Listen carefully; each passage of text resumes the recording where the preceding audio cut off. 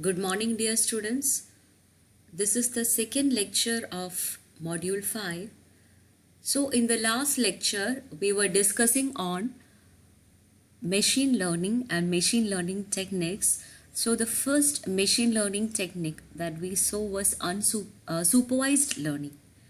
And in today's lecture, we will be discussing on the other machine learning techniques like unsupervised learning, semi-supervised learning, reinforcement learning, and so on. Now, first let us see what is unsupervised learning. So, we have already seen what is unsupervised learning previously in the first or second module. We have already seen what is unsupervised learning. So, unsupervised learning is another machine learning technique which we usually call as learning without a teacher. So here the training data consists of a set of input vectors alone, and there will not be a target output data associated with the input data. So what is the purpose of unsupervised learning? The main purpose is to identify groups of data, which you call it clustering.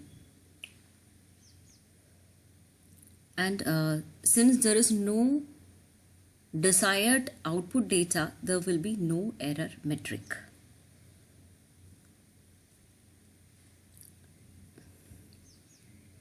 Now, the main goal of unsupervised learning is to discover groups of similar samples. The process we call it as clustering, and another goal you can tell it as it is to reduce the data to a lower dimensional space from a higher dimensional space for better visualization and dimensionality reduction. For example, if you want to describe people based on his gender, age, height, weight, heart beat rate, blood pressure, sugar level, I think maybe some 20 factors or so you are describing a person. But it's too huge to visualize if you have many people's data. So always it's better if you could select the best properties out of that to describe the person. Instead of representing 20 or 25 of the attributes, if you just select the most important 10, it will be better in solving some issues, in clustering, in visualization, in everything. That is the meaning of this dimensionality reduction. So using some suitable techniques, unsupervised learning is able to provide dimensionality reduction. Now, what unsupervised learning does? So, in the case of neural networks, you have already seen unsupervised learning, and the first one which we saw was Hebbian learning. Then we went to competitive learning. So, what happened in competitive learning? So, if you apply some input patterns, the network would try to make the weight equal to the input pattern for that particular input, right? And if we present some other type of input pattern, the network will try to make its corresponding weights again similar to the input pattern. I think you can go and take a look at the competitive network. So in unsupervised learning, even if there is no teacher, they does the learning by adjusting the weights automatically, by making it similar to the input vector until equilibrium condition is reached when weights do not change further. So among the typical class of unsupervised learning using neural networks, you have Hopfield art, competitive learning, self-organizing maps, and so on. Okay. Now, what are the applications of unsupervised learning? The main application is definitely discovering the clusters. So clustering is just the grouping of data. if you're given with a set of input data, how you can group it into different classes.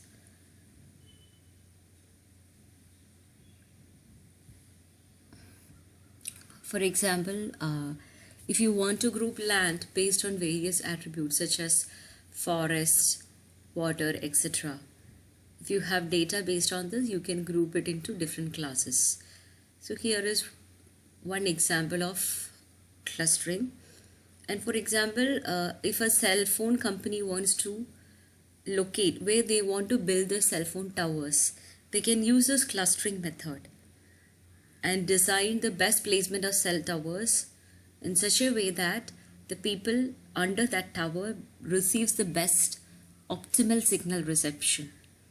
So for such applications, always use clustering methods. And the first application of unsupervised learning was clustering. This is the second application of unsupervised learning. It is finding association rules. That is, it's the process of finding relation or association between the different parameters in the available data. Like I told you, finding the relation between weight and blood pressure of a person, diabetes and weight of a person, and so on. So such relations can be found using unsupervised learning. For example, if Amazon want to find the association between different products and customers, if they have the data related to customers and the products they buy, they can use some algorithms to find out this relation. People that buy X also tend to buy Y. So based on that, Amazon can in future put advertisements, offers, etc. For that group of people who have similar purchasing patterns, you can set some offers. To some other group, some other offers, and so on. Okay? So that is one application of unsupervised learning. Now, the first application was clustering, second was finding association rules, and the third is anomaly detection. So I told you, you provide an input data, set of data, large data sets in the case of unsupervised learning, and it may be classified into different groups, but there may be some data points which actually separates out or stands out from all the other data sets. They are actually what you call anomalies. Anomaly means it differs significantly from the normal data. So when our neural network or any system is trained with a lot of normal instances, when it sees an unusual instance, it can detect it as an anomaly. So based on this concept, unsupervised learning techniques can be used for anomaly detection also, and it finds great application in credit card fraud detection. Now we'll move on to semi-supervised learning. So first of all, let me tell you what is labeled data. Labeled data means the data which is associated with output, desired output. That is the one we use for supervised learning. That is, input-output pair will be given. And what is unlabeled data? Only the input data will be given, no targeted data set will be associated. That is, input only will be given as in unsupervised learning. So first of all, you should be clear with that. So the problem is that getting input-output data pair or the labeled data set is very expensive. Usually it costs more to purchase that. Unlabeled data is usually less expensive when compared to labeled data. But the problem is when you use data sets with input vector alone, it can make the model worse and its application also can be limited. So they went on to find semi-supervised learning technique. It is a good technique to overcome the issues of both supervised and unsupervised learning. So it is actually a hybrid approach which uses a small amount of labeled data and large amount of unlabeled data. That is, it has a set of input data, but some of that input data will be associated with an output, targeted output. That approach is called semi-supervised learning. It is like learning in which a teacher teaches a few concepts in class and gives questions as homework which are based on similar concepts. Now, the main assumption in semi-supervised algorithm is that the data points which are very close to each other have the same output, desired output. So what it does is that when they have a group of input data, they group or cluster the data using some unsupervised learning technique. They cluster the data and group the data. Then what happens? In each of the group, at least one or two data points will be having a desired output, right? In semi-supervised learning, some of the data points will be having output. So in each cluster, at least one or two data points will be having output. So they assume that all the members in a group have the same output label. If one data point has a target output in one group, all the other members in the group has similar output. That's the assumption. So here is a beautiful example of semi-supervised learning. Google Photos automatically detect the same person in multiple photos from a vacation trip. So you have to just name a person once and then the name tag get attached to that person every time he appears in the photos. So here are some other applications of semi-supervised learning. It is used in speech analysis. For example, audio data. Getting labeled data is very difficult. So semi-supervised learning is a good method. If semi-supervised learning is also used in internet content classification as well as in protein sequence classification. Now the newest trend is actually reinforcement learning. We've already seen basics of reinforcement learning. So here what they do is they do not provide the correct input-output pairs but give some indication to quantify the performance in the form of a reward signal. So a teacher is not actually present, but some indication whether the output is correct or not will be provided. So this learning process is actually similar to supervised learning. So for example, the network might be told that the actual output is only 50% correct. So no exact information, just critic information is provided. So actually this learning method is also called learning with critic.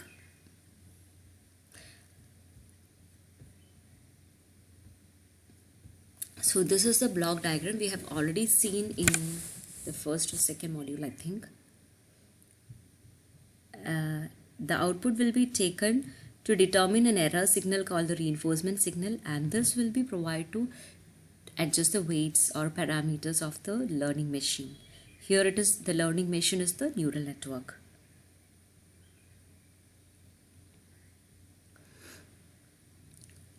So just like in human brain always is rewarded for good choices and penalized for bad choices.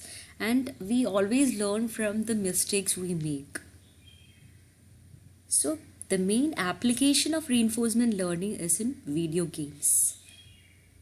And it's the most basic testing platform for reinforcement learning algorithms as well.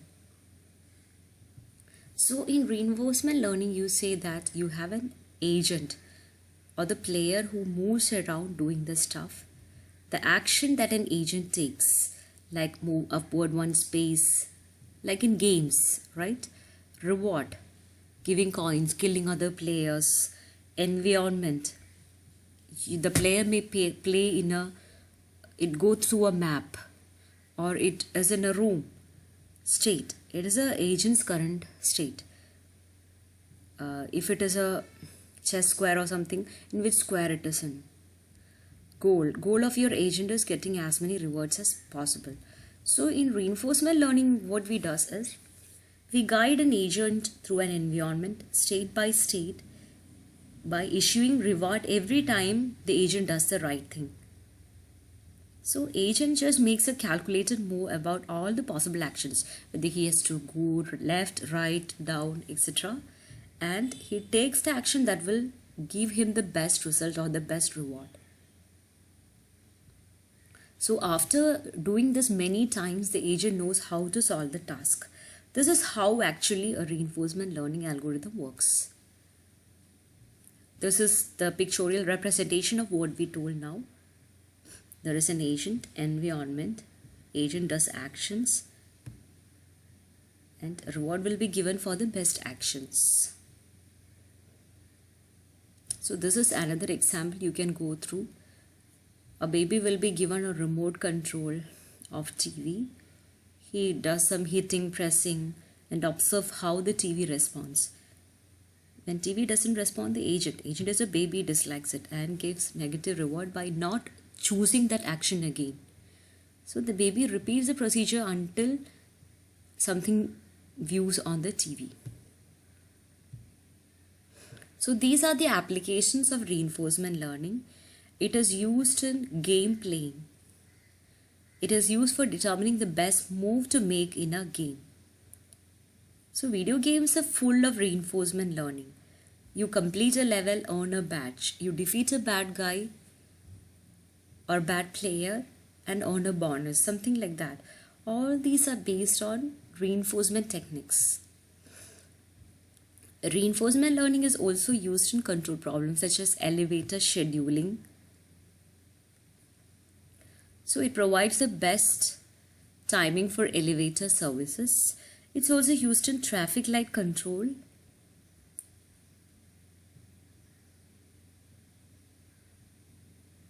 And another main application is in path planning.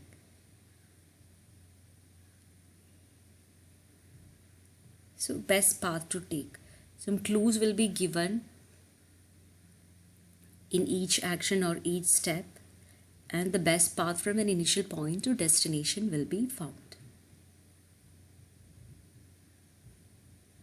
Okay, that's all for today's class. Thank you. So we basically looked at unsupervised learning, semi-supervised learning and reinforcement learning. Please go through, and if you have any queries, please ask me. Thank you.